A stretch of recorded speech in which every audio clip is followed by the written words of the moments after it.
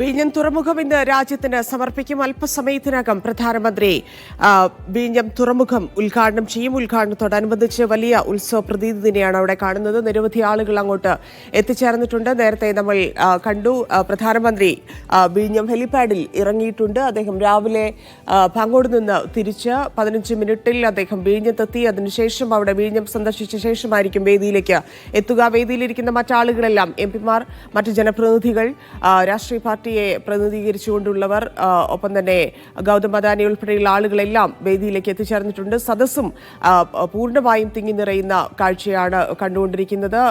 വേദിക്കരികിൽ നിന്ന് സാജിദ് അജ്മൽ ചേരുന്നുണ്ട്. സാജിദ്, എല്ലാവരും എത്തിച്ചേർന്നു. ഇനി പ്രധാനമന്ത്രി, മുഖ്യമന്ത്രി എത്തേണ്ടതുണ്ട്. അതിനുശേഷം ഔദ്യോഗികമായിട്ടുള്ള ചടങ്ങുകളിലേക്ക് കടക്കും, അല്ലേ?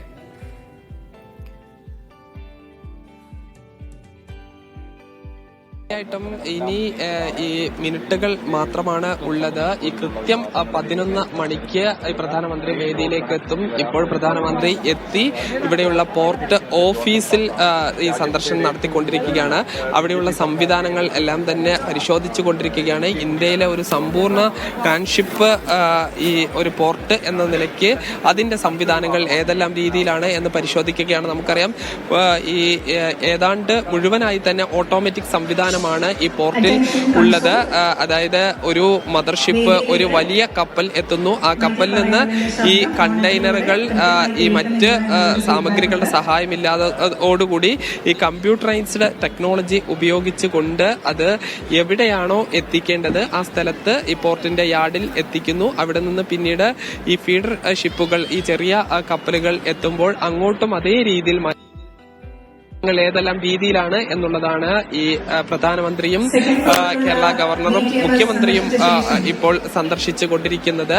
ഇപ്പോൾ വേദിയിൽ ഉള്ളത് ഈ മന്ത്രി സജി ചെറിയാൻ, മന്ത്രി GR അനിൽ, എംപിമാരായ ശശി തരൂര്, AR റഹീം, ജോൺ ബ്രിട്ടാസ്, അതോടൊപ്പം തന്നെ MLA M Vincent, mayor Arya Rajendran, BJPയുടെ സംസ്ഥാന പ്രസിഡന്റ് രാജീവ് ചന്ദ്രശേഖർ എന്നിവരാണ് ഉള്ളത്. എന്തായാലും 17 പേരാണ് ഈ വേദിയിൽ ഉണ്ടാവുക. ഈ പ്രതിപക്ഷ നേതാവിനെയും വേദിയിൽ ഇരിപ്പിടം ഒരുക്കിയിട്ടുണ്ട്. പക്ഷേ അദ്ദേഹത്തെ ക്ഷണിക്കാൻ വൈകിപ്പോയി. അത് ഈ ഉമ്മൻചാണ്ടി സർക്കാരാണ് ഇതിന് തുടക്കം കുറിച്ചത്, അത് മറച്ചുവെക്കാനാണ് തുടങ്ങിയ ആരോപണങ്ങൾ ഉണ്ടായിരുന്നു. അതുകൊണ്ട് അദ്ദേഹം ഈ ചടങ്ങിൽ ഇന്ന് പങ്കെടുക്കില്ല. ഇന്ന് UDFന്റെ യോഗം കോഴിക്കോട് നടക്കുന്നുണ്ട്. അങ്ങോട്ട് അദ്ദേഹം പോയിട്ടുണ്ട്. പിന്നീട് ഉള്ളത് കോൺഗ്രസിന്റെ പ്രതിനിധികളായി 2 പേരാണ് ഉള്ളത്.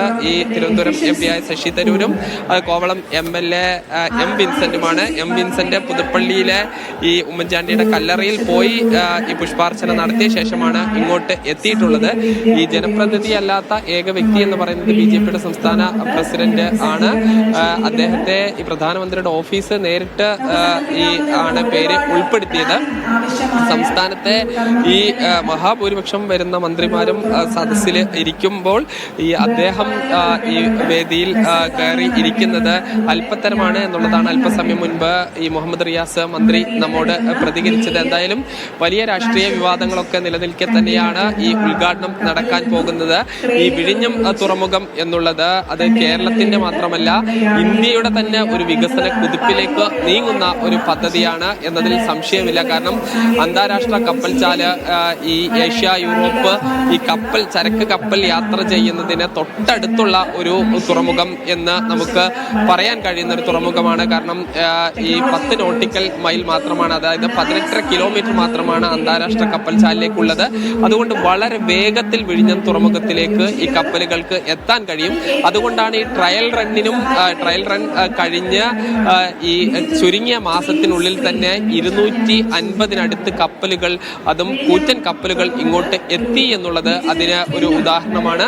അതോടൊപ്പം തന്നെ ഇവിടെയുള്ള സ്വാഭാവിക ആഴം എന്നുള്ളതാണ്. പല തുറമുഖങ്ങളും നിർമ്മിക്കുമ്പോൾ അവർ നേരിടുന്ന ഒരു വെല്ലുവിളി ഈ കരയോട് അടുത്ത തുറമുഖത്തിന്റെ പ്ലാറ്റ്ഫോമിനോട് അടുത്ത ഭാഗത്ത് കാര്യമായ ആഴം ഇല്ലാതിരിക്കുകയും അത് പിന്നീട് യന്ത്ര സാമഗ്രികൾ ഉപയോഗിച്ച് ആഴം കൂട്ടുകയും എന്നാലും വലിയ കപ്പലുകൾ അടുക്കാൻ വലിയ പ്രയാസം നേരിടാറുണ്ട്. പക്ഷേ പക്ഷേ വിഴിഞ്ഞത്ത് സ്വാഭാവിക ആഴം തന്നെ 20 മീറ്ററാണ്. അതുകൊണ്ട് ഇന്ന് നിലവിലുള്ള എല്ലാ ചരക്ക് കപ്പലുകളും അത് 25,000 കണ്ടെയ്നറുകൾ വരെ വെക്കാൻ കഴിയുന്ന തരത്തിലുള്ള പടുകൂറ്റൻ കപ്പലുകൾ വരെ ഈ വിഴിഞ്ഞത്ത് എത്തിയിട്ടുണ്ട് എന്നുള്ളതാണ്. അത് ഇനി വരും ഭാവിയിൽ എത്തുകയും ചെയ്യും. ഈ വിഴിഞ്ഞം പ്രവർത്തനം തുടങ്ങിയതോടുകൂടി തന്നെ ശ്രീലങ്കയിലെ കൊളംബോ തുറമുഖം വലിയ ഒരു പ്രതിസന്ധി നേരിടുന്നുണ്ട്. കാരണം നേരത്തെ കൊളംബോ തുറമുഖത്തെ ആശ്രയിച്ചിരുന്ന ഈ ചരക്ക് കപ്പലുകളെല്ലാം തന്നെ വിഴിഞ്ഞത്തേക്ക് മാറിയിട്ടുണ്ട് എന്നുള്ളതാണ്.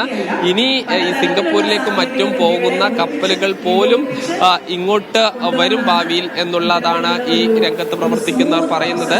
ആ രീതിയിലുള്ള വലിയ ഒരു പ്രതീക്ഷയുടെ ഒരു ഉദ്ഘാടനം കൂടിയാണ് ഇന്ന് നടക്കുന്നത്. എന്തായാലും അല്പസമയത്തിനുള്ളിൽ തന്നെ ഈ ചടങ്ങുകൾക്ക് ആരംഭം കുറിക്കും.